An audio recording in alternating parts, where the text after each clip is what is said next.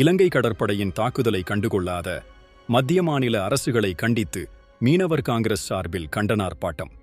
காரைக்கால் மற்றும் தமிழக மீனவர்கள் மீது இலங்கை கடற்படையினர் தொடர்ந்து தாக்குதல் மற்றும் துப்பாக்கி சூடு நடத்தி வருவதை மத்திய மாநில அரசுகள் கண்டுகொள்ளவில்லை என குற்றம் சாட்டியும் இதனை கண்டித்தும் காரைக்கால் மாவட்ட மீனவர் காங்கிரஸ் சார்பில் புதிய பேருந்து நிலையம் அருகில் கண்டன ஆர்ப்பாட்டம் நடைபெற்றது.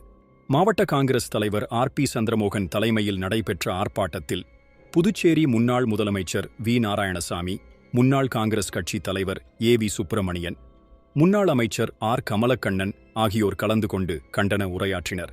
கண்டன ஆர்ப்பாட்டத்தில் சட்டமன்ற உறுப்பினர் வைத்தியநாதன், மாவட்ட மீனவர் காங்கிரஸ் தலைவர் அஞ்சப்பன், மாவட்ட இளைஞர் காங்கிரஸ் தலைவர் ரஞ்சித் உள்ளிட்ட 500க்கும் மேற்பட்ட காங்கிரஸ் நிர்வாகிகள் மற்றும் தொண்டர்கள் கலந்து கொண்டு மத்திய மாநில அரசுகளை கண்டித்து கண்டன முழக்கங்களை எழுப்பி ஆர்ப்பாட்டத்தில் ஈடுபட்டனர்.